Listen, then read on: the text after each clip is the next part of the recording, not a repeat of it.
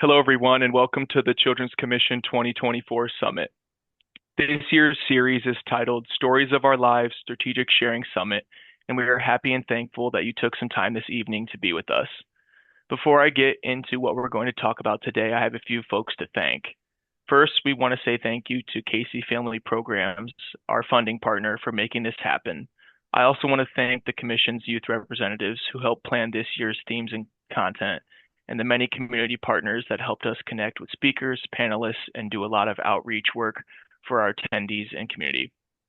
Last, I want to say thank you to Peyton, who's with us today, Mark, who's up here, our executive director, our commission's interns, and anyone else who did so much background work to make this happen and to be able to bring this space together and talk about this topic. As you know from emails or previous work and stuff, I'm Blaine, and I'm the coordinator for the Children's Commission. And like I said, I have some commission staff here with me. And for those who don't already know, the Children's Commission exists to make state agencies across all three branches work together to improve outcomes for Indiana's youth and families.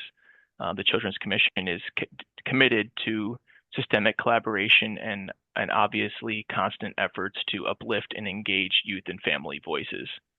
Each year we host a summit. This year's theme and structure, like I mentioned, decided by our youth representatives, is strategic sharing. This three-part series included a keynote 2 weeks ago, this training tonight, and a young adults advocate panel discussion on the 21st. With that, on February 17th and 18th of next year, we plan to continue this discussion at an in-person event in downtown Indianapolis to hopefully connect at an in-person and face-to-face level as well.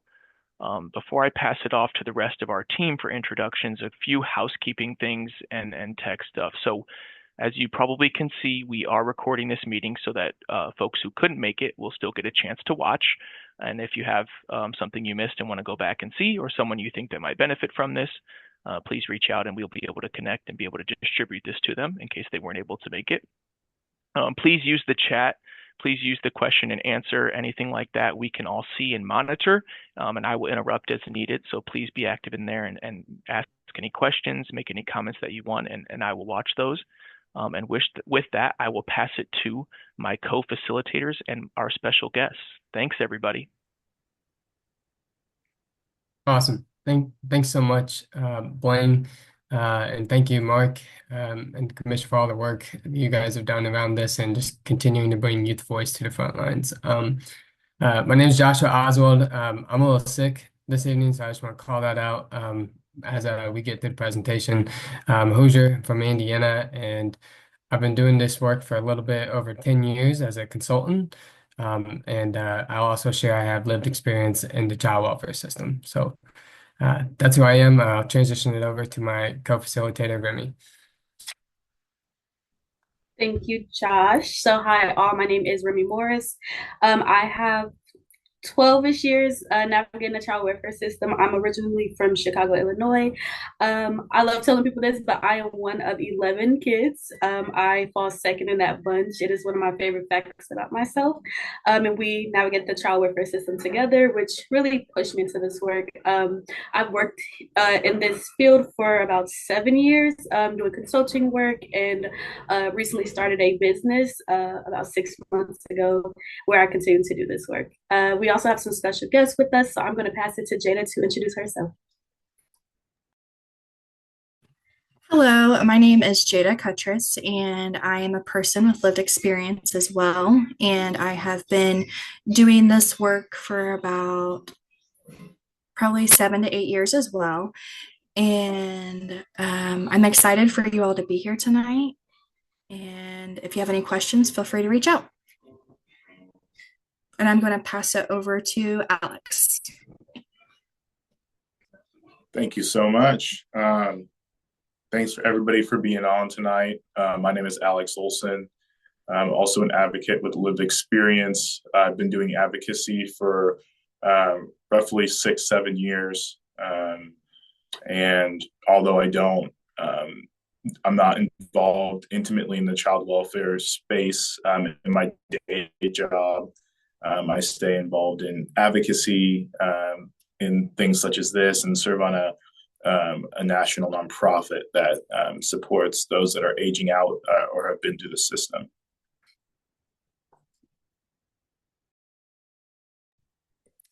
All right, so we're really, really excited to get to present on strategic sharing. We actually have a presentation that we're going to go ahead and pull up for you all, and we'll run you through what today's conversation is going to look like. So I'm just going to give it a second so that we can share our screen. Awesome. I hope you all can see it. So today's topic is going to be Strategic Sharing 101. I'm really excited for today's conversation. So I'm going to move us into the next slide, which is just going to go over the agenda so that you all are aware of what we're going to. Oh, did it go away?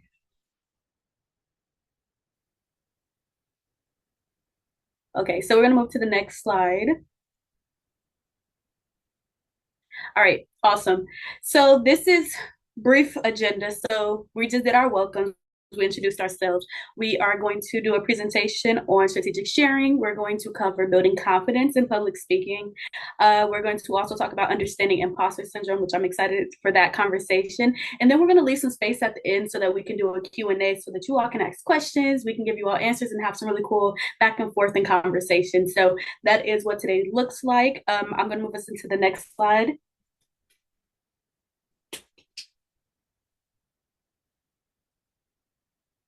All right. So, with the topic of strategic sharing, I am curious, and I think we all are, what thoughts or ideas come to mind when you think about strategic sharing? So, I'm going to have you all drop that in the chat. We want to just kind of gauge where we are, what comes to mind. This can also help us to understand like what questions we might have a little bit later so that we can be as supportive as possible. So, we'll give you a minute or two to drop what thoughts or ideas come to mind when you think about strategic sharing.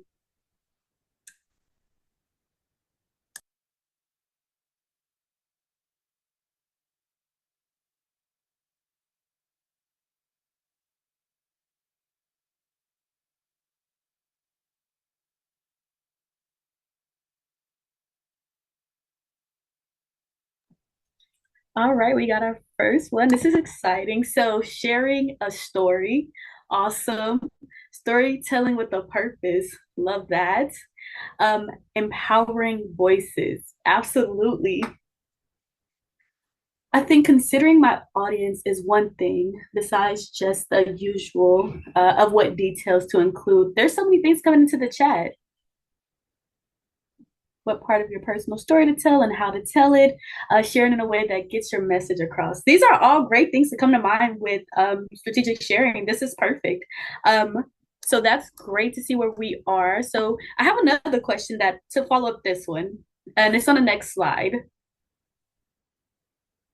So we've talked about what ideas and thoughts come to mind when we just hear strategic sharing, but what do you all feel like it is? What is strategic sharing?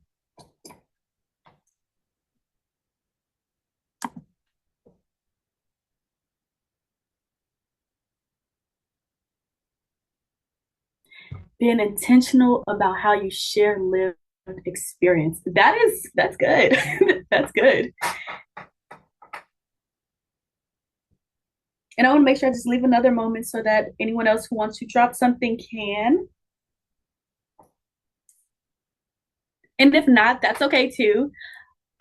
How to share effectively. Yes, this is all of those answers are right, by the way. To be intentional, to think about how to share your story in a way that makes sense. Have a purpose for sharing your story. Absolutely. So we're going to cover all of these things. And thank you all so much for dropping in the chat. I'm actually going to pass it to Josh to take us into it. Thanks so much, Remy. I really appreciate your expertise and always being able to share with you and in these kind of spaces. Why are stories so important?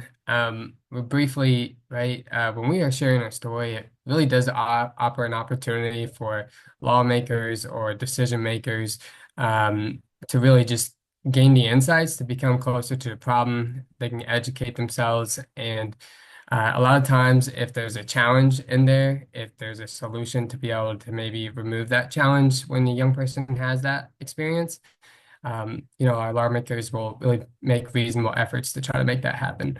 And they also connect us with others, right? It's just, I think there's a lot of power in treating humans like humans, right? And when our human nature is to connect with other people and we know how to share our story effectively and healthy, where we can make those connections stronger. At the end of the day, uh, that's what's going to really help you do. Next slide. So why is strategic sharing so important? Again, it educates legislators, policymakers, and influences policy and inspires a call to action.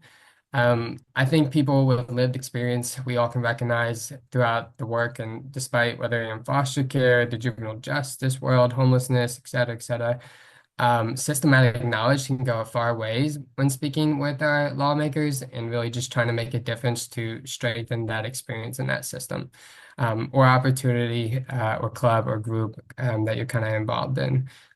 So your story is a tool and can be definitely used as advocacy. And it's just that we all have a story to tell. So next slide. That one, I think we're going to go ahead and transition back to Remy. Yep. And so we're talking about strategic sharing. And I think one of the big things that drives how and how long we share our stories and where we share our stories is our why. What is your why?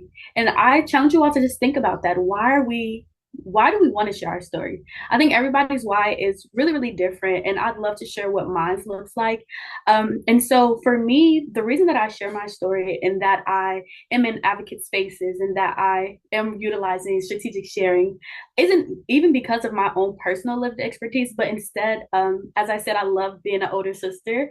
I do have an older brother, but he is intellectually disabled. Therefore, I am kind of like the oldest by default. I take care of all my family. And part of why I share is for people like my brother. I have two siblings who are intellectually disabled. One functions at 3 and one at 7. And it's so important to me that I understand my privilege of having knowledge and the ability to take the stage and have a mic so that I'm fighting for people like my siblings who can't get on the stages and do it for themselves. My story was hard, but also so is theirs. And I can share mine in a way that, the world understands. And not all of my siblings have that ability, capacity, or even just the access to that opportunity. And so I think it's important that I have to remind myself that I'm not just fighting for myself, but for my 10 siblings who also deserve to have their voices and their experiences heard. And I do want my colleagues to share about their why. Why do they do this work? So I'm going to pass it to Josh to share his why. Yeah, I'll jump right in and then I'll send it to you, Alex, and maybe we can wrap up with Jada to the next slide. I couldn't agree. Similarly so with you, Remy. I kind of share my story. I mean, it has to do with my siblings too, and my family, and just the voices around me. But ultimately, when I think about it, it's like when I grew up in care for about almost 2 decades, uh, foster care for me was quite confusing and scary and lonely. As I got older, I learned, and I was more educated that there's 400,000 young people experiencing the same thing as I am. Um, and so it really just, after going through so many homes and whatnot, I really just wanted to share my story in a way where there's a call to action, in hopes to strengthen the experience should somebody have to go into foster care. Similarly, and you can't win them all. Sometimes you do really good most of the time, and you just gotta continue to have a good support system around you. And I think I have that these days, and so that's my why, and just advocating for others. Alex, what's your why? Thanks for passing it to me, Josh. I mean, I think I have a few that I'll also get into when I speak later, but I think my why is shifted. I think it's always stayed at the center of improving lives, improving families. A little bit about me, and not to go too deep, but I was adopted when I was pretty young, actually, and my family, they also adopted 7 other young people out of the system. So seeing that experience and having other people going through the system around me, even though I was adopted out of the system, and then being reunified with my mother later as a teenager, and some of these things, and then ultimately becoming a parent has really just given me a lot of lenses on the way that the system shapes families, the ways that my own mother, the system failed my own mother, and in some ways, and my younger sister who stayed with her, but also advocating for families that do adopt kids, and for the right reasons, and what are the measures you can put on families to ensure that you're having positive and successful adoptions where youth in homes aren't being othered, whether being fully accepted into homes, because we know that doesn't always happen. And so continuing to be that voice about that, but then also the supports for young men that have been through the system and maybe lack role models. So I have a lot of whys, and to what Remy said, depending on the audience I'm speaking to, that why changes, right? So I've had opportunities to speak out with in DC on commissions that are addressing fatherlessness. Josh and I have been able to be a part of retreats where we're not just supporting young men, but young men and women. Jade has been a part of them as well. So I will just at that, I'll shift over to Jada and let her share her why. Thank you all for sharing your why. I feel like I can really relate to a lot of your whys. I think the biggest why that stuck out to me is I was from a small town when I was placed in care, and there was no people that I knew that were going through similar things like me, being in foster care. So I felt like my why is to let people know they're not alone and it does get better and that you can beat the statistics. And also providing people like with resources. So sharing my story to help nonprofits or to help other young people that have had same experiences. Thank y'all for sharing that, your whys. I just want to say that, and it's okay if you all who are attending and watching don't know your whys yet, and that's okay. And as Alex said, they change, and you might end up with more. But understanding your why helps you determine your how and your when and your where. And again, we're going to share a little bit about that, but I'm going to pass it back to Jada to lead us in the next portion. So we've started to talk about strategic sharing, and I want to just take a moment and talking about building confidence in public speaking. I want to share a little bit of a story. So I might have to pick on Remy a little bit, but back in 2017, I attended a summer bridge program, and I took 3 summer classes, and one of them was public speaking, and I could not even get in front of the room and talk. Remy, you remember that? Yeah. So my face would turn bright red, my hands would get clammy and sweaty, and just nothing would come out. So I think it's very important to talk about building confidence in public speaking, because a lot of people do struggle with it, and it's okay to feel nervous and anxious and worried when you're doing public speaking and even doing strategic sharing. It can be hard talking about your own story in general. So I'm going to go on to some discussion questions in the next slide. So if you want to come off mute, raise your hand, or if you can drop these in the chat. What makes you nervous about speaking in front of others, and how do you usually cope with those feelings?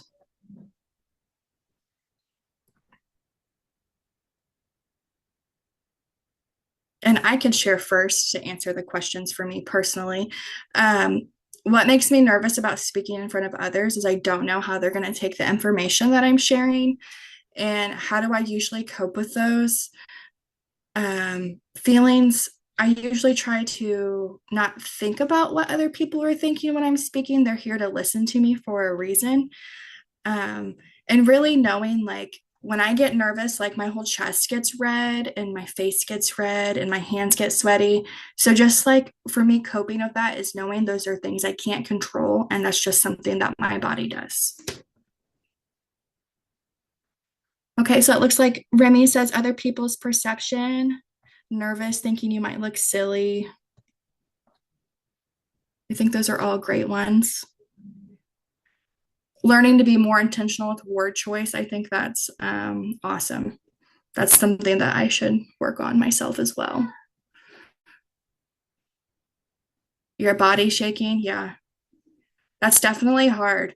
How do you usually cope with your body shaking? Not sure that I'm truly an expert. Deep breathing. Yes, I do a lot of deep breathing. I'm actually going to be doing a speech tomorrow, and I'm very nervous. Walking around a bit. Okay, perfect. Thank you all for sharing those.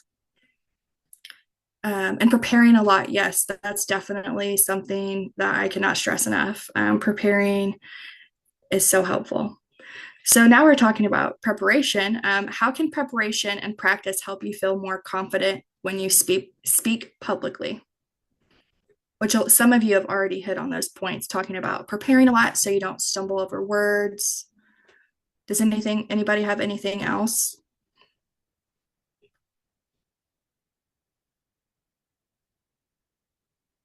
Preparing helps me disassociate the feelings with what I'm saying. Yeah, that's a really good one.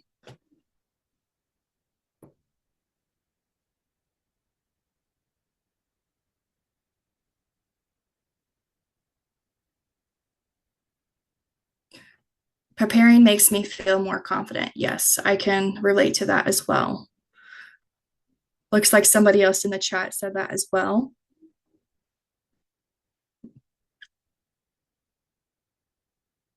Makes me feel prepared to answer questions. That's a good one, especially after the end of the speech. I feel a lot better knowing that I'm knowledgeable about the content I'm sharing on. That's super important.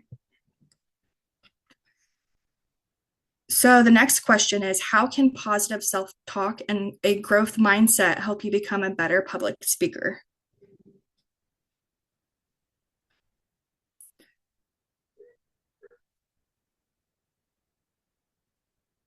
So for me personally, when I positive self-talk, like saying, hey, I got this, I look in the mirror and tell myself, it's okay to be nervous. You got this. You're going to get through this. Remy says learning from my mistakes takes the emotion out of it and redirects them. You can make your next presentation even better. Absolutely.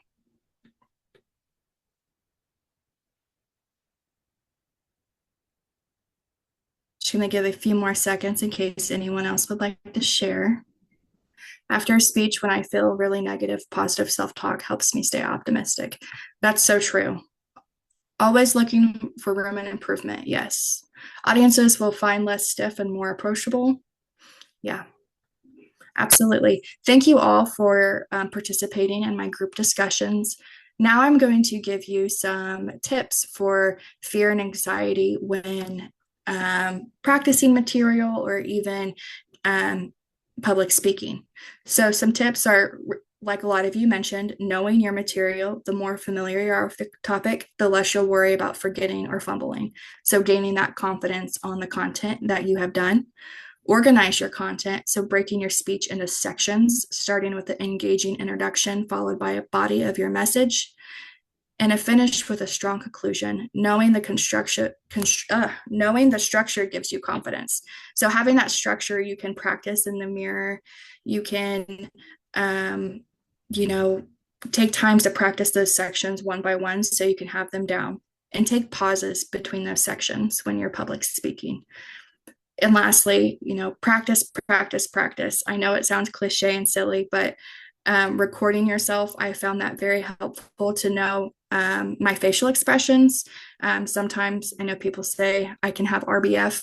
So really like watching my facial expressions, and that my facial expressions are giving the same emotion I want people to feel when I'm doing public speaking. And the more you practice, the more comfortable you'll become.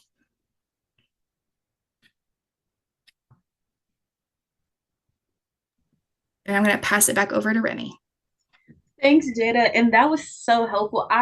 I still need that sometimes, even though I know many of us have been doing this for a while.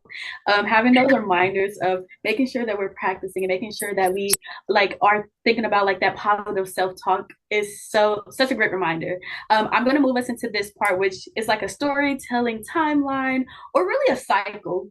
Because it's like this repetitive cycle, and it talks about some of the things that Jada mentioned. So the first part being prep, practice, practice, practice. Know your content, understand who's in the audience, what are you wanting to share, and then you share, and then you debrief. So you'll share your story in however way that makes sense. Share doesn't always, look like standing in front of a microphone. Sharing your story might be, writing a blog or getting to be on a podcast or, sharing it through art. Like there's so many ways that we can share our stories. But then this part that most people forget or skip over is what we consider debrief.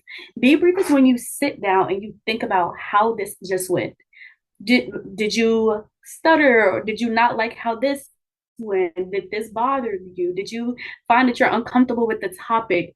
What things are you going to do for next time? And then you implement that thing in the next prep. So in debrief, you say, wow, I don't like that I said too much. Well, the next time you prep to share, you'll prep those things. And it's this ongoing cycle. We call it CQI, which is this continuous quality improvement. And that is just this idea of constantly doing better. I am a much better speaker than I was. I think all of us can say that. And it is because of this cycle. And this isn't just for people who are sharing their stories, but it's important that when we ask people to share their stories, that we think about these things and that we have all of these built into that opportunity.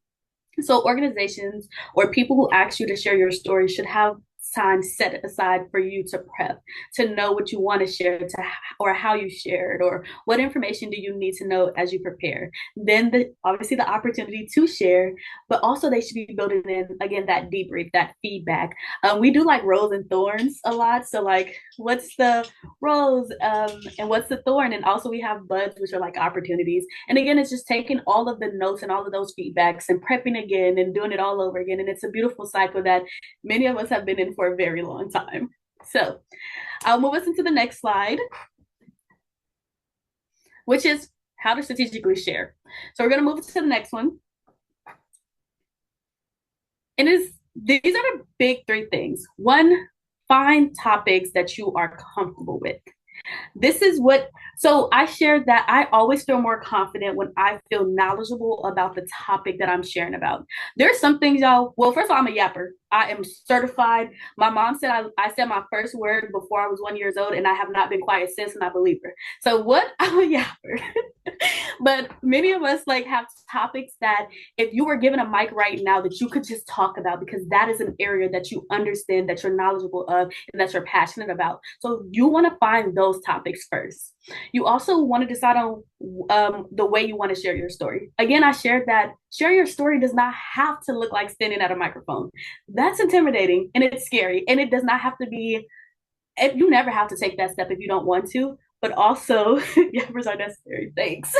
But also, it doesn't have to be your first step. You can eventually stand in front of a mic if that is what your goal is.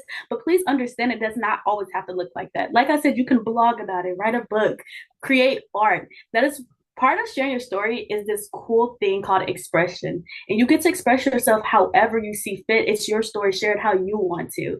And the last thing is to find community.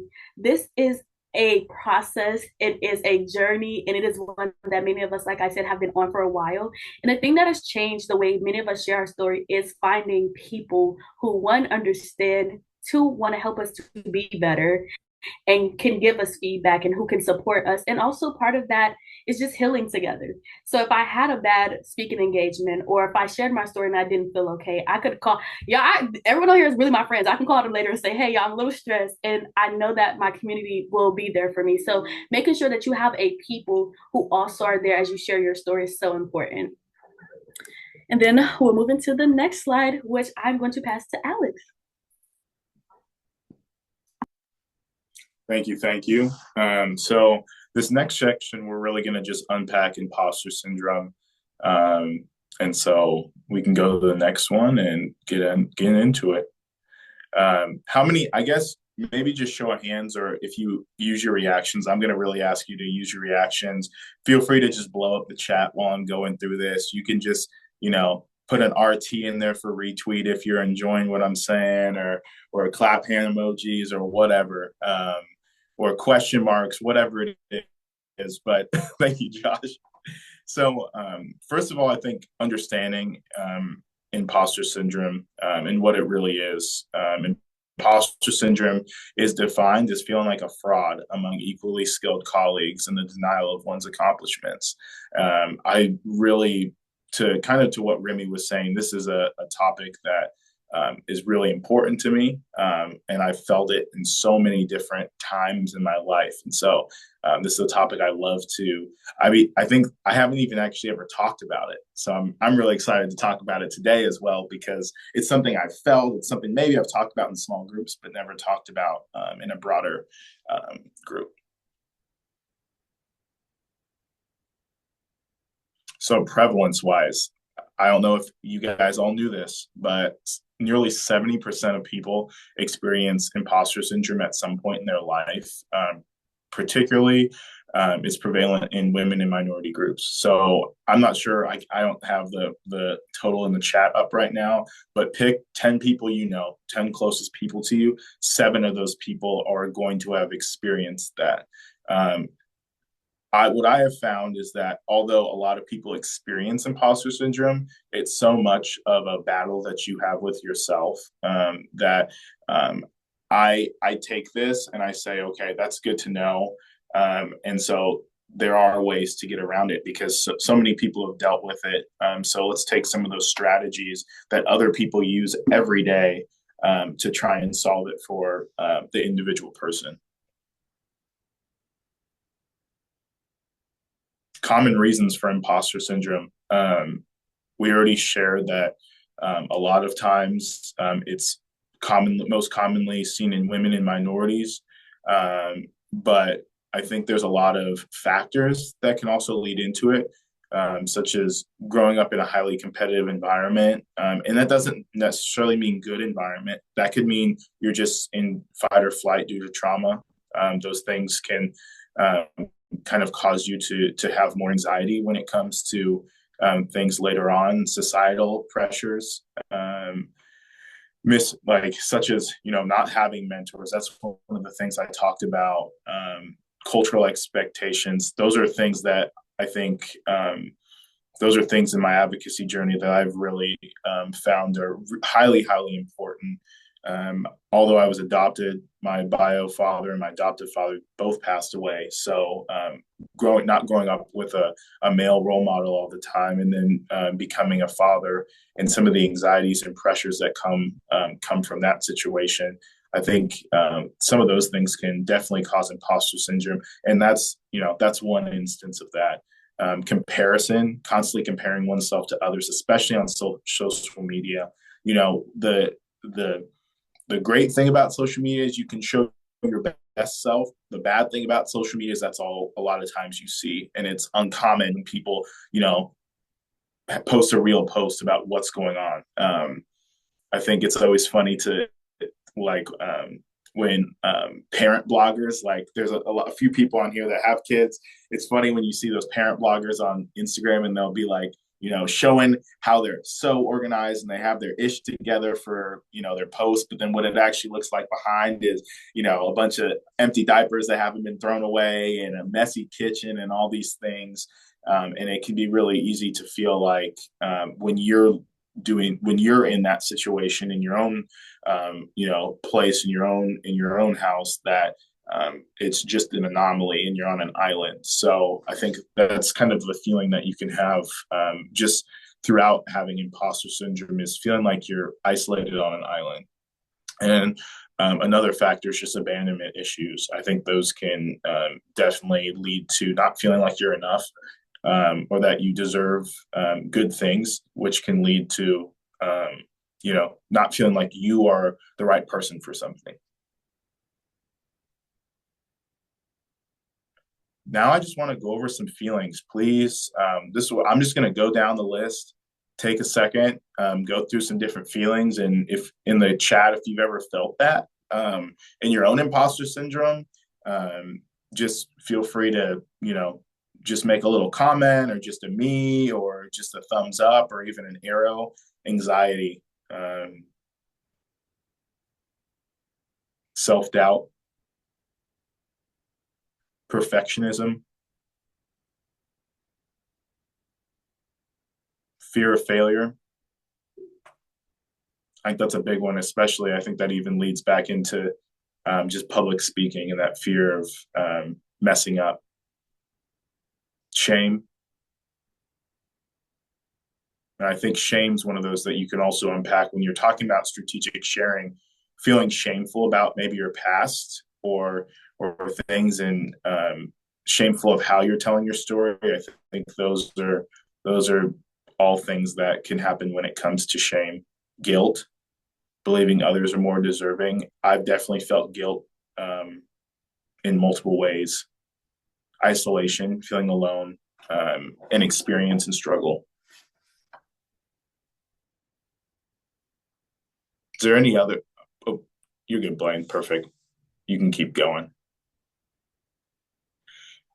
So I think now that we've kind of gotten down in blue, I think it's time to kind of focus on some of those things about overcoming imposter syndrome, because hopefully we all can leave this meeting tonight and feel like we're more prepared for any speeches we have the rest of the week or any of those things, because we've already acknowledged that imposter syndrome is so incredibly prevalent in our day to day. But as folks that are sharing their stories strategically to advance just services and resources around different groups that we care about, it's really important that we work to overcome this imposter syndrome. I think the first thing is acknowledge your feelings. We're all in here talking about it. And first of all, you have to acknowledge, my name's Alex and I have imposter syndrome. You just have to just really call it out, because then you're able to move on from it. Challenge those negative thoughts, right? Our brains are pretty powerful. And a lot of times they're very much still set up for fight or flight. They're set up for survival, and anything that makes us uncomfortable, a lot of times we physically and mentally feel that. And so it's important that when you're dealing with it, you have to acknowledge that it is just a thought, and you're able to move past that thought. Replace that self-doubt with a positive affirmation. Next, celebrate those small wins. So like Jada did, if Jada's going to go talk and do some public speaking tomorrow, which she's also doing it now and doing an awesome job, but celebrate it after, right? Kind of also similar to what Remy was saying about that feedback in that loop, that cycle. After you're done, acknowledge what you did. It's not me. I'm a sticky note guy. So if I have to do stuff, I write everything down. I'll get a sticky note on my sticky note and cross it off. It's the first thing I'll cross off, because it just starts that momentum of feeling like you're getting stuff done, right? So when you feel like you're having imposter syndrome, think about celebrate with your community and just really celebrate those small wins. I think oftentimes we take the small things for granted, even just getting up in the morning and getting some pants on and going to work. Don't feel like that's not a small win, because there's so many forces, there's so many factors that could happen to you. You can't do that, or there's so many people that could have the opportunity that aren't doing that. And so just celebrate that you do have expertise and skills and gifts that are valued. Everybody on here has those, and so it's important that we acknowledge those. Seek feedback and support. Talk to mentors, talk to colleagues, talk to friends, talk to your community, like Remy was saying. If you have somebody that can attend your speech, have them, attend it with you.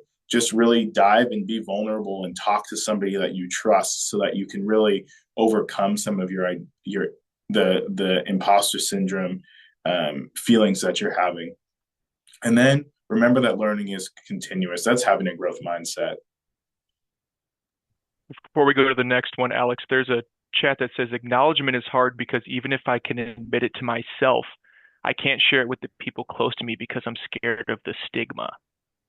Do you have any advice for that? I know we have number 4 that says seek feedback and support. So maybe it's finding, like you put in here, mentors or colleagues that maybe don't stigmatize, but is there any other words you have for that when we talk about stigma with acknowledgement? Yeah, I like that. So acknowledgement is hard because even if I can admit it to myself, I can't share it with people close to me because I'm scared of the stigma. I think, first of all, you have to, and I don't mean this to be difficult at all, but I think you have to understand who is that imposter syndrome with? Is it with you, or is it with people around you that are pressuring you? Is it external pressure? Is it internal pressure of feeling like a fraud? Because Um, I think if you're in a situation where you feel like you are, if you're acknowledging your self-worth and other people are putting you back down, then that's part of that cycle of that imposter syndrome, right? So you have to figure out how to break that one way or another, whether it's you need to practice, you know, fortifying your own self-confidence in some of those things so that when somebody pushes back, when you say, I'm ready for this raise or something, and somebody says, no, you're not, this is why, because I know you've been late to work, or I know this and that, whatever it is. And you have those external people that are telling you that self-doubt. I think in those situations, it's important that practice that mental fortitude. Take a list and write down all of the wins that you've had. Write down the reasons why you feel like you are, better than the imposter syndrome. I had a buddy, a mentor of mine actually, that he told me, just write down every win in work in your career. When I was really young, write those things down and just keep a log of them. So that when you're talking to somebody about getting a raise, you can go back and reference all the things, but then also build your self-confidence. It's like that sticky note, right? The more things you put on there, the more momentum you get and the more self-confidence that you can have to go into a conversation and talk about it and no, last November I did this. I wasn't asked to do it. I went out of my way and did this. Or no, I did this presentation here. And I know you think that I don't speak well, but I did this presentation. People told me nonstop. At least 30 people came up to me after this and said how well I did. So being able to just build that mental fortitude. So thank you for that comment. And I hope that maybe helps answer the question.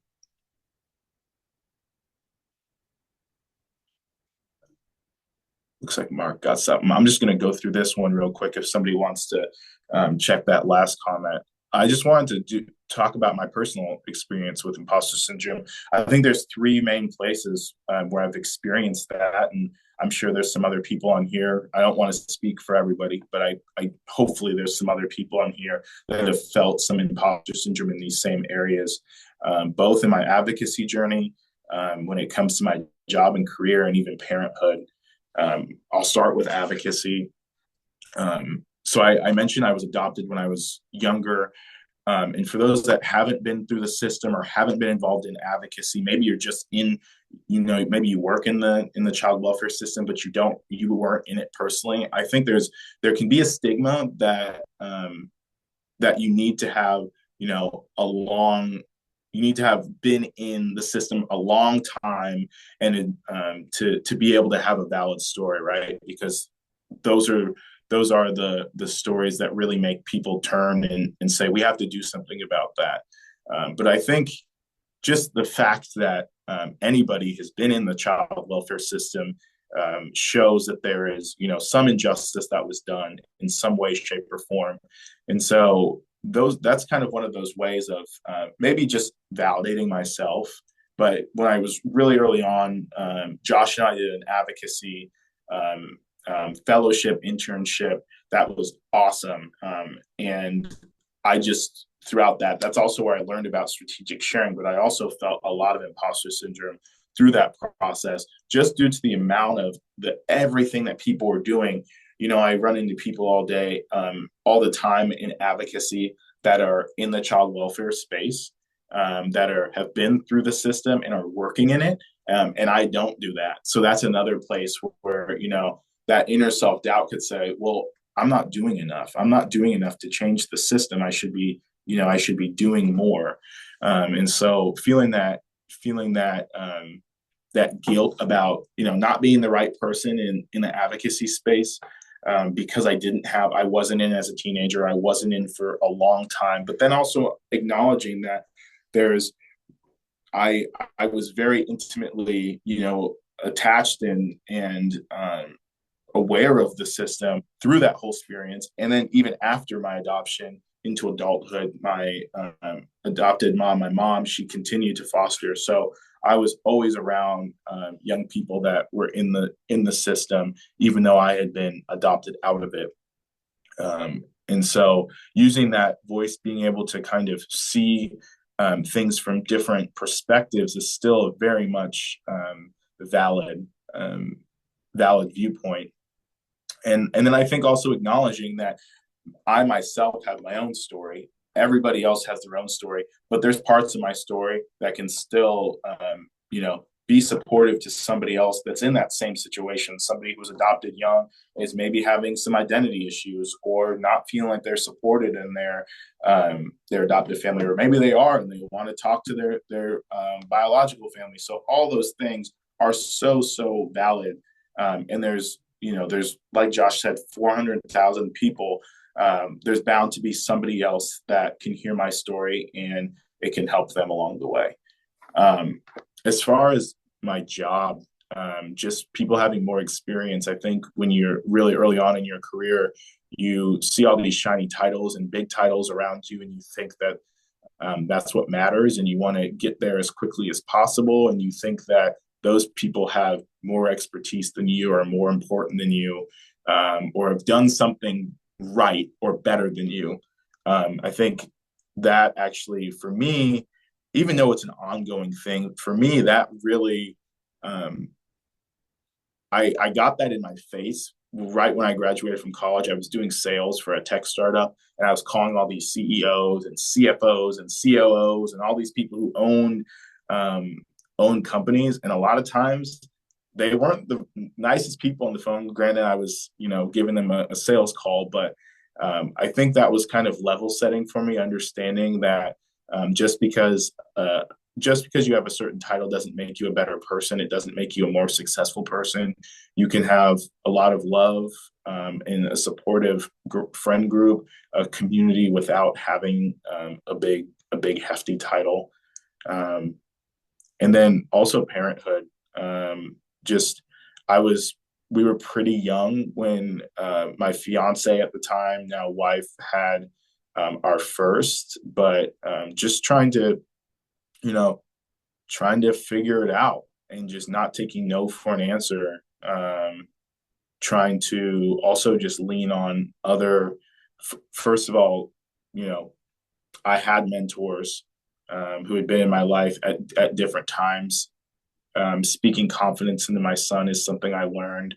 And then just being able to acknowledge that I myself can better myself, so I'm setting a good example for my sons. I don't have to necessarily have a great role model. I can break that cycle. And so that's an important acknowledgement that I've learned along the way that's helped me with that imposter syndrome around fatherhood.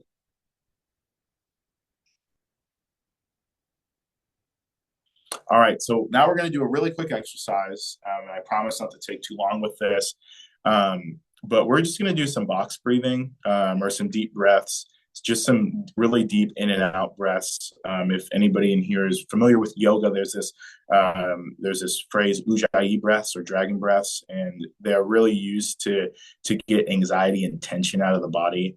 And they look like this. I'll just kind of demonstrate one on here, and I'm going to look silly, but I actually can't see anybody right now, so I need to put the boxes back on. But it's like,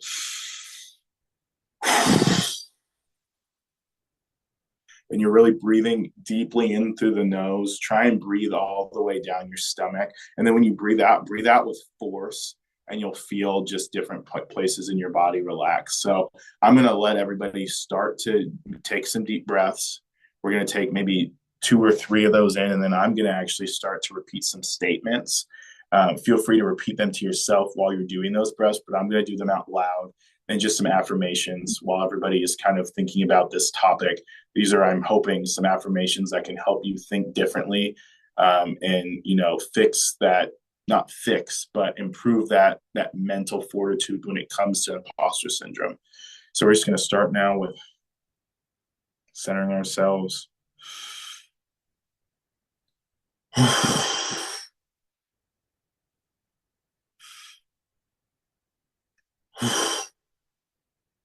right, keep going. I deserve to be where I am.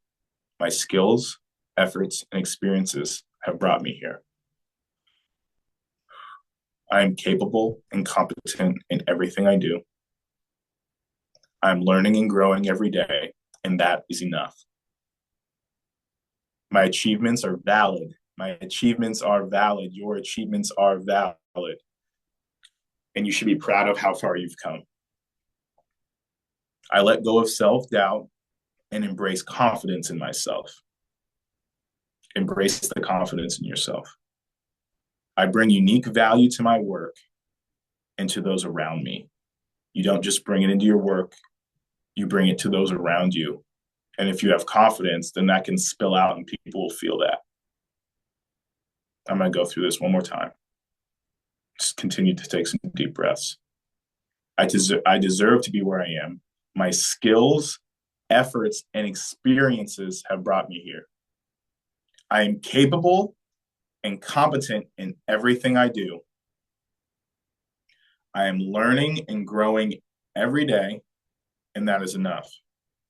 My achievements are valid, and I'm proud of how far I've come. I let go of self-doubt and embrace confidence in myself. Embrace that confidence. I bring unique value to my work and to those around me. You bring that unique value, and we're so glad that you are here and that you're bringing that unique value in your day-to-day.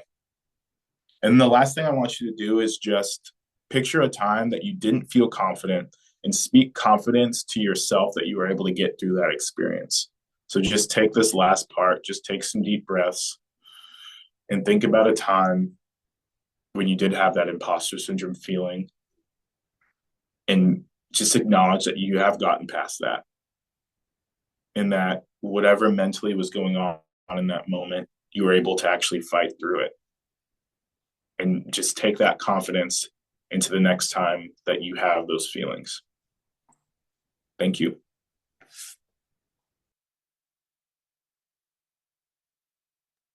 Thanks so much, Alex, for that. Wow, how awesome to be right after you out there doing that confidence exercise. I love it. I love it. I could not. I just love presenting with everybody on this call, and this session and past ones too. Great people and great advice. I encourage you to take notes if you haven't been. But I'm gonna dive into storytelling builds connections, right? A lot of times when we share our story, we'll find ourselves or others around us interpreting our experiences just because of how we're sharing it, or maybe the circumstances we're talking about within it. When I think about bridging culture divides, really it's like educating others on issues that go on in different cultures. For me, as a child welfare consultant, I've looked at in the past, one of the first topics I was super passionate about in this work was looking at tribal foster care and how that relates to actual foster care.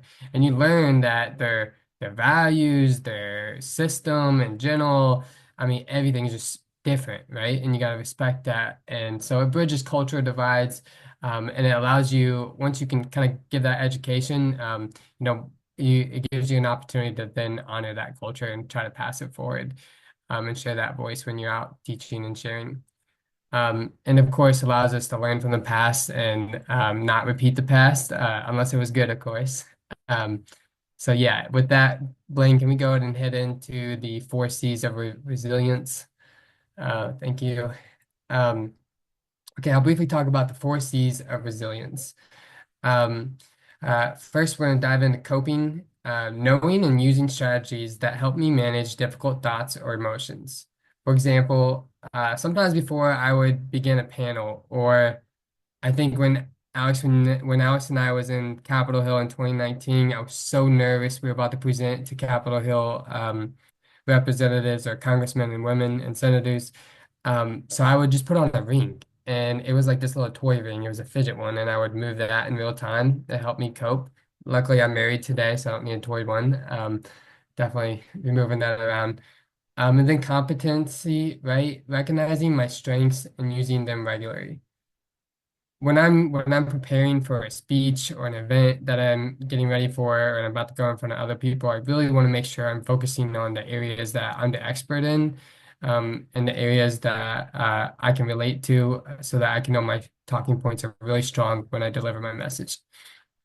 And then control. I know control is a tough one, right? Knowing what I can and cannot control, right? We can people can set the tone sometimes when you're in front of audiences of like what questions would be appropriate. Sometimes genuinely, I mean, I think we've all experienced on this panel or the call today, like people sometimes can ask inappropriate questions and they just really don't know they're asking an inappropriate question. Their intent is often really good though. So recognizing your strengths and use them regularly and control, knowing what you can and cannot control. Always feel good and declining if there's a scenario where you've set the tone, but somebody's asking a question, decline it or shift it to the whole group for everybody to answer. And what's going to connectedness? Connectedness, having relationships with people who support me in my best interests, right?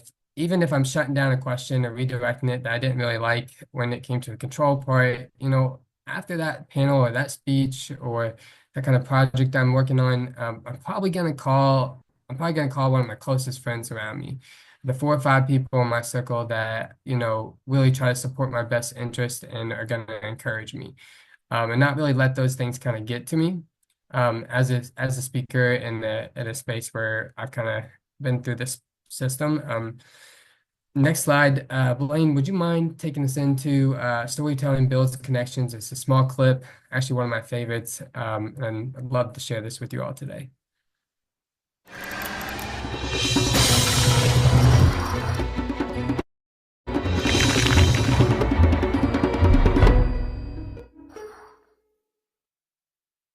Once upon a time, information was scarce, so we made decisions based on the advice of experts, using them as North Stars for insights. Now, thanks to the internet, we can ourselves try and find our own answers to questions that plague us and find information to make informed decisions. But instead of finding clear answers, we often find noise. We're living in a world where we have too much information, and because of that, we're even more susceptible to great story. It's what helps us decide what to believe in. Stories are important because they're meaningful, and they're meaningful because they're memorable, impactful, and they personally connect. First, let's talk about memorability. Eugene O'Kelly was a CEO of a consulting company. He started having headaches. He was referred to a top neurosurgeon in New York, where he was diagnosed with late-stage brain cancer, and he was given 3 months to live. He started talking to his wife, how does he want to spend those 100 days? He was purposeful about who he spent time with and what stories to share with them. He also thought hard about what would be remembered in those last 100 days. He and his wife would live each day with a focus on finding perfect moments where time expands and when noise is separated from signal. All that exists is that single moment. And he found in those perfect moments, those were the most memorable stories that defined his life. In one study, researchers asked students to make a 1-minute persuasive pitch to other members in their class. And on average, a typical student used 2.5 statistics in their pitch. Only 1 in 10 told a story. 10 minutes later, the researcher asked everyone to pull out a sheet of paper and write down every single idea they remembered. Only 5% remembered any statistic. 63% of the students remembered the story. Stories are memorable in a way that statistics aren't. Now let me talk about impact. Research shows that individuals are more likely to buy from a person or an organization whose story they believe in and which resonates with them. In one study, Deb Small at the University of Pennsylvania and her colleagues wanted to determine how to best raise money for Save the Children, a charity focused on the well-being of children worldwide. They created 2 versions of a marketing pamphlet. The first version featured statistics about the magnitude of problems facing children in Africa.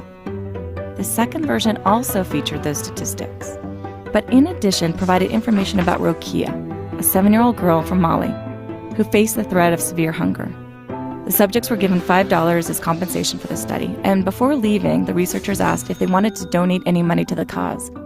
The individuals in the story condition gave nearly twice as much money as those in the statistics condition. We used to think it was our rational brain that makes decisions. Now we know it's emotion driving decisions, and we rationalize the decision afterwards. Finally, I want to talk about personal connection. Research shows that if we present statistics to an audience, a certain part of the brain called the Broca's and Wernicke's area gets activated. So the language processing part of the brain is activated and we can understand but not feel. When a story is shared, the audience feels the story. Our whole brain is activated and meaning is extracted. The meaning of the story comes from the personal connection the audience feels when they're listening to the story. And when a story is well told, they're able to feel connected not just to the story, but to the storyteller. When most of us think of advocating for ideas, we go to statistics, we go to convincing arguments, facts, and figures. But studies show that if we share a story, people are more likely to remember the message, be persuaded by it, feel personally connected to it. And when data and stories are used together, audiences are moved both intellectually and emotionally. For lasting effect, you need to persuade the rational brain, but also resonate with the emotional brain. Recent behavioral research has shown why stories are so powerful. It's because they're meaningful. Those who tell the best stories will become the best leaders. If we consider the simple question, what is the story, or why am I doing this, we may find we make very different choices of how we spend our time. Isabel Allende once wrote, "Silence before being born, silence after death. Life is nothing but noise between those two unfathomable silences." But there is signal and there is noise. And how do we reduce the noise? Story. Great. Thank you so much, Blaine. Later on, we'll be sure to share out a strategic sharing pyramid that also just really helps really put into a visual of how your story and getting data and the audience and the topic result can come together. But for now, I thought it'd be great to have an opportunity to share these questions with you if you haven't explored your story before. The first one is, what events shaped my life? Who affected my experiences? Was there a certain situation you were in or some circumstances that were going on that your outcome of your story or that particular time in your life shaped out the way it did? What parts of my story are unexplored? Are there pieces in there that you really want to talk about that you would be on fire for, but you're just not really sure what's the right direction maybe? Are there pieces in there that you don't know that others are experiencing the same thing or had experienced that could be an advocacy route and maybe purposeful and calling for you? And then also, what comes next to my story? These questions, again, will be helpful as you're exploring your story. I encourage you to jot them down, and we'll definitely send out the pyramid later to really just identify how the data aligns in there too. Blaine, would you mind going to the next slide? And we're going to go ahead and transition to Remy for a few minutes to talk about preparing and the benefit. All right, awesome. Thank you so much, Josh. So just referencing back to that storytelling, timeline or that storytelling cycle where I told you about how we prep and then we share and then we debrief and we continue to do it all over again. I wanted to dig a little bit deeper into what you need to prepare. And this isn't just for you all who are going to be sharing your story, but this is for those of us who ask you all to share your stories too. So this is what you need to know before you share your story. Who's your audience? Who is going to be in that space? Who are we sharing to? How many people? What does that look like? And then a goal. The goal, there should always be a goal tied to an opportunity to share your story. Why are you sharing your story? Oftentimes what I've realized is that when an organization or someone has reached out to me and they don't have a goal in mind, it ends up being tokenism. And it's something that many of us have dealt with. And so it's something that you will see quite often when we are not properly understanding what sharing our story can look like. And what it means to be tokenized is just sometimes people will say, I am giving them a seat at the table, but they are not sharing power and they have you there almost as like decoration. Like, yeah, she's sharing her story, but we're not going to do anything with it. It almost feels like we're just there for entertainment, or they're just there to say, well, at least we had somebody to share their story. There's no real goal. There is no real impact or anything happening afterwards. So I always ask that we know who we're talking to and why we're talking to them. And this affects everything moving forward and how we prep. So once you know who your audience is going to be, you can decide how to show up best. So this will change your tone, for example, right? Am I going to be really informal? Am I going to be super formal? Am I going to, like, how do I want to share this information? For example, if you are a young person and they are asking you to share to, 15 to 18 year olds, the way that you share is going to be different than if your audience is a group of like legislators, right? You're going to decide to share that information very differently. And this is so important that we understand those things so that we can show up in the best way possible and get to that goal. This also helps us, again, remember I told you all that the way you share your story is your choice. It doesn't always look like needing to be on a stage. If someone says, hey, I would love to hear more about you, I would love for you to share your story, you could say, awesome, I can do it, but I would like to do it in a written version. Are you okay with me doing, I don't know, a blog for you? Or I can, have a page in a magazine or something. There's so many ways we can share our story, and that is going to be based off of what the audience looks like and what the goal is. And also, this helps us decide what we want to share. We probably share things that are a little bit more personal. For example, I shared specific details of what my lived experience was like, but normally to people who have lived experience, I don't share certain things with people who I feel like maybe wouldn't understand, for example. So this also helps us to decide, what do I want to share in this space and what can this look like? So all of those things are super important when you're deciding on how you're going to prepare to share your story.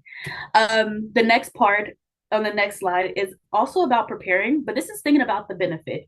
I don't think we talk enough about this as much as we have these whys about wanting to make change or just doing it because I want to share for my siblings, right? There should be other benefits outside of that. So this could look like, one, how does this benefit you? Right? As much as we're like an organization reaching out and saying, hey, I'd love for you to share your story. Well, you have to ask yourself, what is in it for me? Your story is valuable. You are valuable. And we have to talk about, what does that look like? A lot of us probably, I'm gonna speak for myself, y'all. I did this for free for a whole year. I don't know what I was thinking. I was speaking at churches and on my college campus, and I did it, and I had not thought about, what is the benefit of this for me? And it also does not always have to be money, right? Though I think we should be paid, you can also benefit from experience, right? Or exposure, to be able to be in the same space as somebody maybe that you may want to work with in the future. So there are ways that you have to gauge, how does this benefit me? Or is all the benefit on the person who's asking me to share? Or is all the benefit is just on the audience? Then you think about, how do others benefit from it? Are they being educated by your story? Or are they able to utilize your expertise to make long lasting change? Are they going to use your story to push change, to push policy? What is your story being used for? Again, we have to remember that this is not about entertainment. This is about change. This is about making like impact. And so those are some of the things that I just want to make sure that we think about when we share our stories. You all are valuable and you are important, and your story is important. And I want you all to share it in a way that feels authentic and fair.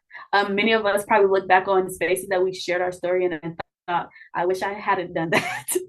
And if I can spare you all some of that, no one told me these things when I first started, then, we want to make sure we're sharing that with you. But this is just one of those things I wanted to make sure that we jotted down if we're taking notes as we are talking about sharing our story. And I'm going to pass it back to Josh for the next part. Thanks a ton, Remy, for talking about the preparing and benefit of sharing. A couple things I just wanted to encourage you to write some more notes on as we keep moving here and getting ready to wrap up in a little bit. A topic and result, right? How to choose an issue. I'd encourage you to take notes on these. And our first question is, what story feels important to tell? Is there a story in your life that feels important to tell, or different experiences that you feel like you need to share?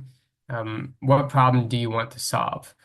Does that problem apply to you, or or does it apply to your peers, maybe? And maybe it's a percentage, like imposter syndrome being 7 out of 10 people. So maybe not everybody, and maybe some. What is an issue that you think needs better solutions? And finally, is there something unique about your story that everyone should experience? We can move on to the next slide. Awesome. Prepare and expect curveballs. Hey, audience members there's always going to be curveballs. I think, yeah, I just want to tell you there'll always be curveballs, and there are tons of ways to kind of set yourself up for success throughout that. So they may ask you questions you don't really want to answer. They may expect you to have all the answers simply based on your identity or factors such as race, foster care status, or juvenile justice or homeless status, whatever system or kind of group you're kind of associated with in your own unique way. Um, Oftentimes people do try to tokenize you and use your story in maybe not the most proactive way where there's a change or a call to action with it. Um, People definitely make assumptions or use microaggressions, again, based on race and ethnicity and different types of system statuses. Next slide.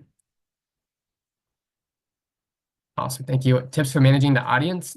So real quick, you have a couple things you can do when we're addressing biases and stereotypes. You can totally, if somebody asks you an inappropriate question, you can totally address it right there on the spot or ask to talk to them later on after the event, one-on-one. You can restate why you are here and move on. You can simply just open up the question to the entire group so that, you can just have others answer if they feel more comfortable, if you think it's a comfortable question for them, but maybe just not so much yourself. And of course, you can always say no. You have a voice and a choice, and in this space, you got to honor that and make sure you're taking care of yourself along the way. Definitely, you can always respond with general comments about the issue. And you can bring the attention away from your own personal experience and just kind of take it back to the education side and the talking points and data that you know. And then my biggest advice that I always try to hit home on is have a debrief plan with supports. Maybe that looks like, let's talk about for a sec what a debrief could look like. Maybe in real time, if you know you're experiencing, if you're getting a little triggered and you're sharing, maybe you have a sign where you touch your nose or something like that, and there's somebody out in the audience that knows, hey, oh, I'm going to meet you right after this, and we're going to check in. Or maybe it's planned and you're doing an event with 4 or 5 people and you guys have a small group debrief afterwards. Or you just have, how earlier we talked about those 4 C's and the connections and the people in your circle. Maybe your debrief is simply just checking in with them. Know that they are healthy, they're meant for room for improvements, and they're there to kind of just make sure you're continuing to take care of yourself as you learn how to share your story in different kind of ways. Next slide. Okay, real quick on this one as well, impact on your story. Red light, green light, yellow light, just like outside, and you see red light, green light, yellow light, right? Green light, I'm just gonna cruise on through. Yellow light, if you're anything like me, you kind of go slow, but you see it's getting yellow and you just gotta speed to the other end. Just kidding, don't do that. And then red light, like right, you gotta stop. You gotta stop because that's not safe. That's danger. You don't go there. And I just want to talk about green light real quick, being a space where are the things that you feel comfortable sharing with anybody around you. And the yellow light is the spaces where maybe it's a little bit more personal to your heart. And so maybe you're going to share in a certain type of group setting. Remy mentioned earlier she doesn't often speak of her child welfare experience unless she's around others who are on child welfare in some occasions. And she's choosing to have a safe, trusted group of people in a certain audience with that. And then red, right? Those things that are really triggering to us that when you're speaking to an audience, you can feel the aura in the room. You can feel the emotions in the room. You can just feel it, especially if it's a group of over 1,000 or just really big. And those opportunities come along if you're trying to be a speaker. And I'll just say that also adjusts, right? Like maybe I feel like I can share something that's more in my red light in front of like 500 people, right? I can't share that, but maybe I can share that red light item in a yellow light space where the circumstances are different and I'm with a smaller crowd, right? So they can shift based on kind of your own settings. Don't let me like psych you out here. It's one way or the other. So I just really wanted to make sure I touch base on red light, green light, yellow light, make sure you're protecting yourself and check in with those, or just being proactive with your professionalism and learning how to share your story and checking with those who support you. Let's go ahead and transition back over to Remy, and Remy, will you kick us off with risk? Yeah, so just wanting to preface with this is that many of us have been doing this for a while, and people didn't talk to us enough about the risk associated with sharing your story. And this is just going to be a moment that we are transparent and honest and sharing things that we wish people had told us when, standing in front of an audience or sharing our story and what that could look like.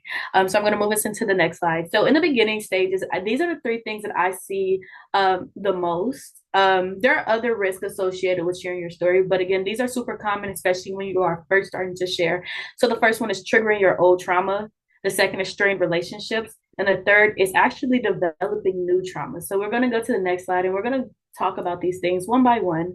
So the first one, triggering your old trauma. These are things that when you're in spaces, and again, it's so important to understand your green light, yellow light, red lights, because if you don't know those things and you haven't set boundaries and you haven't decided what is uncomfortable for me to share, it is so easy to re-trigger old trauma, even things that we've considered ourselves like healed from. You have to start asking yourself, what am I actually comfortable with sharing?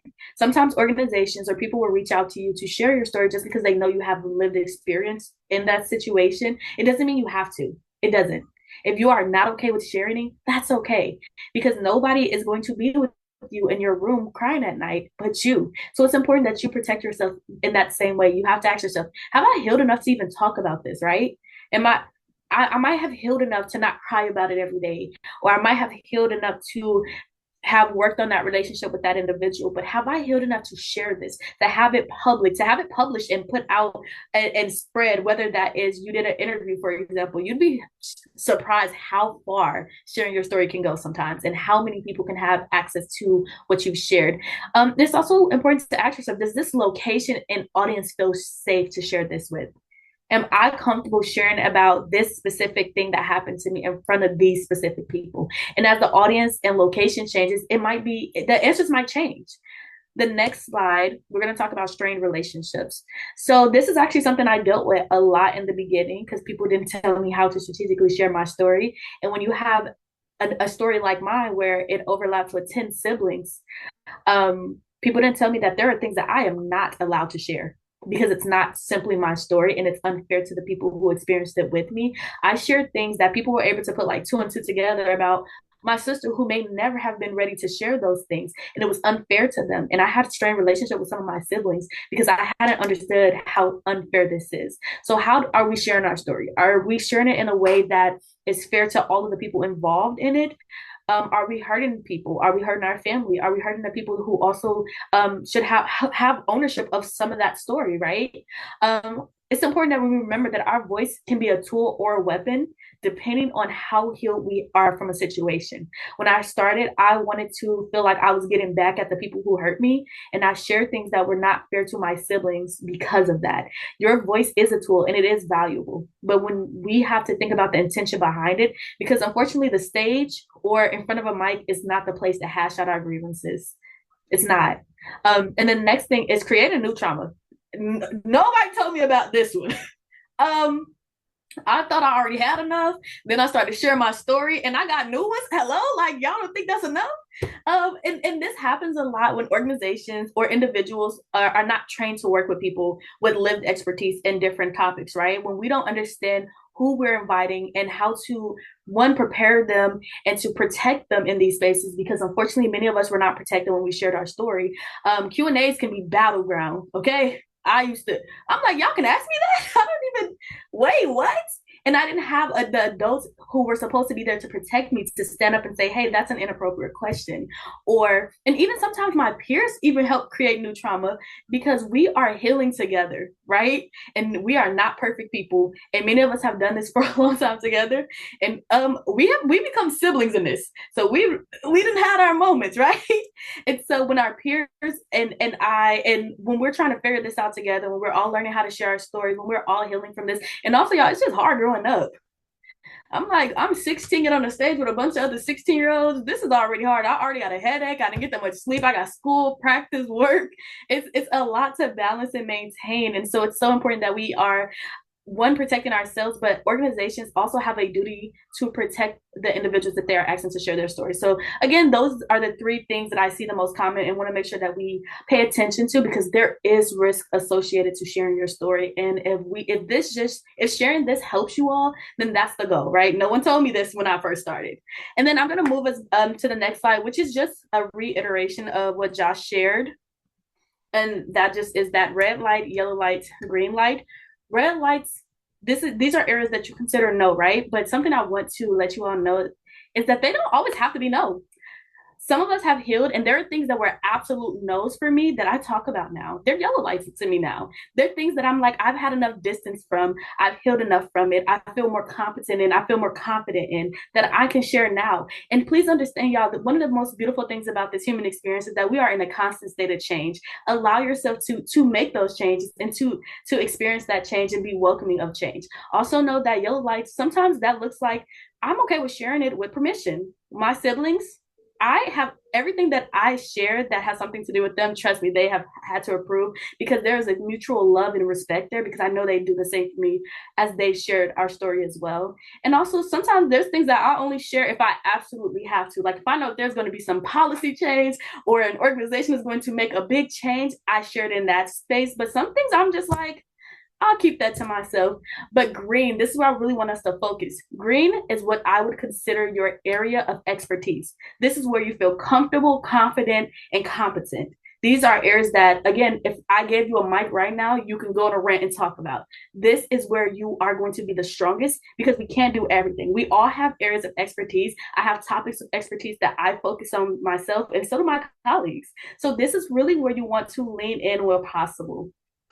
And that's about it, y'all. Thank you all for listening. We're going to open up the floor really quickly for a Q&A. If you all have any questions, again, we're here to help and support however we can. Please drop any questions you have for us in the chat.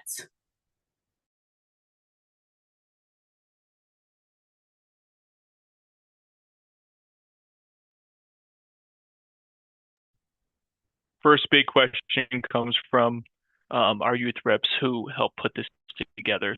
So I kind of shared at the beginning that when we were planning this series and brainstorming its theme and building on some events from years past and other things that the Children's Commission has done, we were talking about this question of folks being on a spectrum in their advocacy journey, people who are brand new to advocacy, people who've been doing it for years, and everywhere in between. So for our folks that are on this call, what is something that you know now that you wish you would have known when you started your advocacy journey? Or in other words, what would you tell your younger self as they start their advocacy journey? Yeah. I'll totally jump in. I would when I think about what I tell myself, I used to be a real big yes guy. Okay, so I would have told myself to, Josh, pay a little bit more attention to your self-care and just make sure you're doing it the right way. I had great mentors that helped push me through some challenges and whatnot, but I think if I was younger and would have really taken self-care and filling my cup and finding different items of what that looks like for me, that would have probably been pretty helpful early on. I think for me, I wish I could go back and tell younger Remy that it is okay to be who you are. I think that my authenticity and who I am as a person is how I got where I am, and I'm so grateful for the life I have. Many of them, the ones on the call, have known me for a while, and they'll tell you I always acted like this. Um, I enjoy, like, people from my past saying, you still act the same. And in the beginning of this, I didn't know that it was okay, because other advocates and other people in this space were so different. And I thought that, like, I was like this, I was like, oh no, am I too loud? Do I play too much? Am I too jokey? And now I just wish I could go back and just tell her, like, girl, it's okay. It's all right. I think for myself, I would have to kind of relate with Josh. I used to say yes to a lot of things, and really knowing like what I'm personally comfortable sharing with versus like what maybe nonprofits or other people want you to share. I think that's very important. I wish I could have told myself, to that it's okay to say no more to things that you weren't comfortable with. And I would just reiterate to myself that I have a story to share, and it's unique, and there's other people that need to hear it.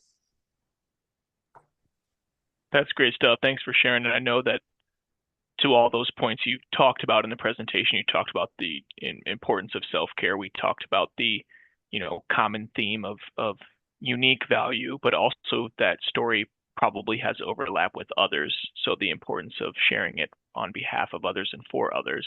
And so on kind of that theme of self-care, what is your advice to someone who may be feeling discouraged because their voice or their story and their advocacy efforts weren't valued or incorporated the way that they maybe expected them to be? And talk about what maybe you did in response to that to not be discouraged.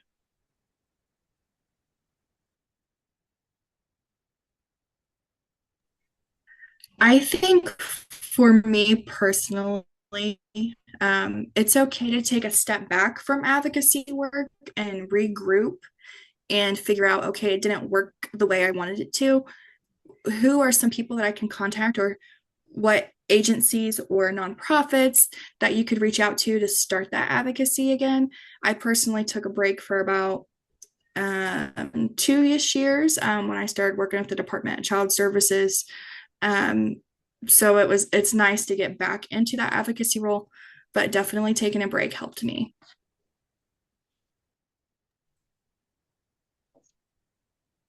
I would just say figure out where that green space is. Figure out where you feel comfortable speaking and just live in that for a little bit.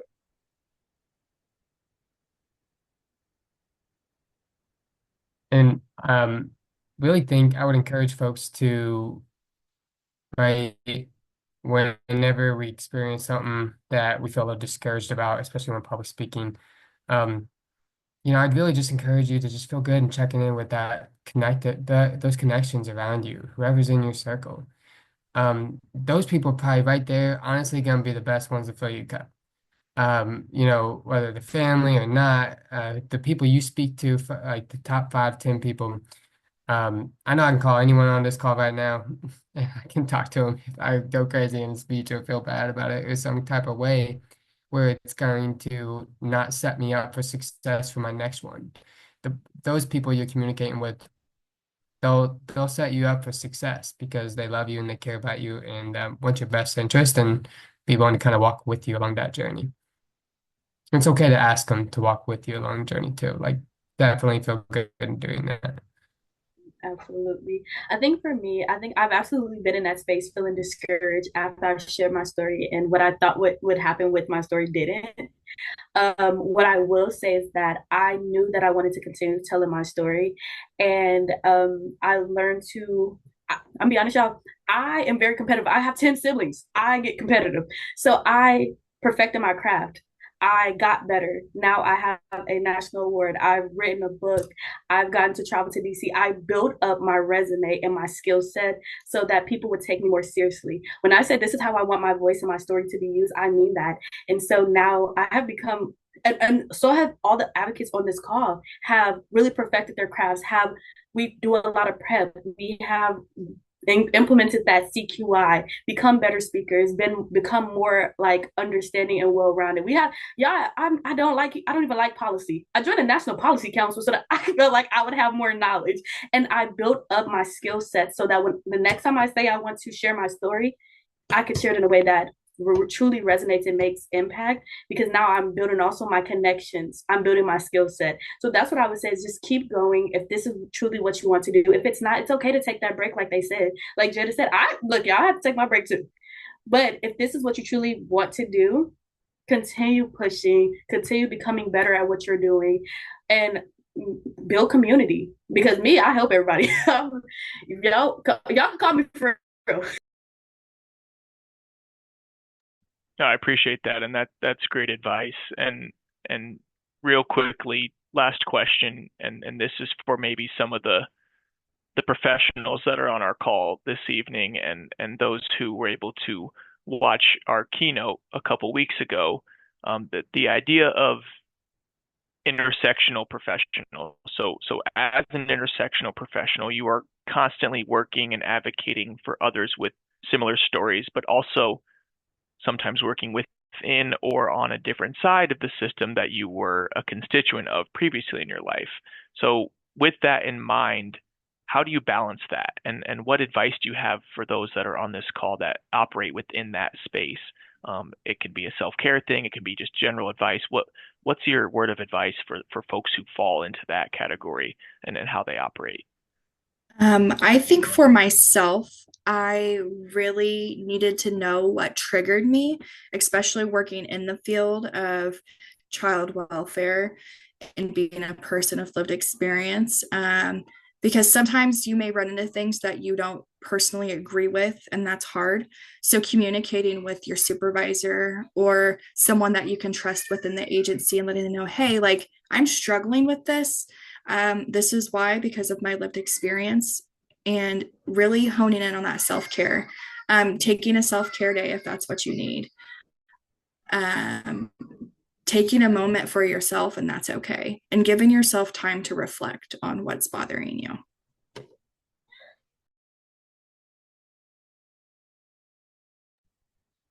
I can share. For me, what I did was because I work in the system in a very interesting way. What I ended up needing to do was I didn't work in a state that I did my experience in for a long time, and it's not for the reasons that people think. It was actually because the people in my state watched me grow up. I had been in care since I was in fifth or sixth grade, and they didn't take me serious. It wasn't because like I was just triggered. It's because they loved me. They loved me, and they saw me as a child, even though I was a grown up. And it was really hard because they were so used to seeing, fifth or sixth grade me. And by the time I, made it to college, they still saw me as like their little girl. And again, it's not because they didn't care about me. It's the opposite. They loved me and they loved my family and they had gotten to experience the system with me.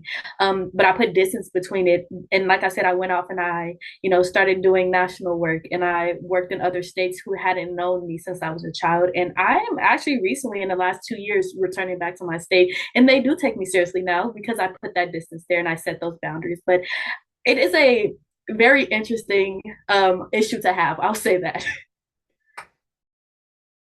Yeah, I'll briefly mention for me, right, during the day, these days, I'm a case manager working in the child welfare space. I'm also a foster parent and I'm a consultant.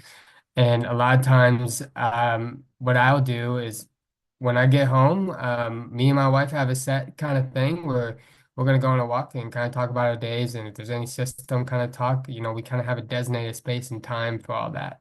And then after that, I kind of just let it go and then move on. Versus before, years ago, I mean, and sometimes I still do this, but sometimes you can just think about the same event over and over and over and over in your head and psych yourself out. So I try to get it all out on my daily self-care walk, for better or worse. So Alex, do you have any thoughts you want to chime in on? I think you guys all answered beautifully. Awesome. Thanks, everybody. No, that's great advice. I think that there are common themes across all the answers to all these questions and all the content today. So on behalf of the Children's Commission, and I know the folks that joined us online this evening and the folks that will be watching this in its recorded version in the future, I just want to say thank you to you all for taking the time to share not only parts of your story with us, but sharing how that others may be able to use their stories effectively as well. So thank you from me, thank you from the Children's Commission, and thanks for everybody for joining us tonight. Folks that are online, you have my contact information. If you have any questions or follow-up and things like that, please reach out to me. I'm happy to get you connected to anybody or any questions you may have and follow up that way. So please don't hesitate to reach out there. For folks who are looking to join our third and final session, look out for the automatic response for the November 21st evening panel. But if you know folks that might want to tune into that, there's still time to register for those as well. So we're happy to send recordings of previous sessions to those who couldn't make it and also those to join in the future as well. So keep those things in mind and please reach out to me if you need anything. And again, thanks everybody for joining and thanks to our team here for putting this on and sharing so much wisdom. Thanks everybody and have a good night. Bye.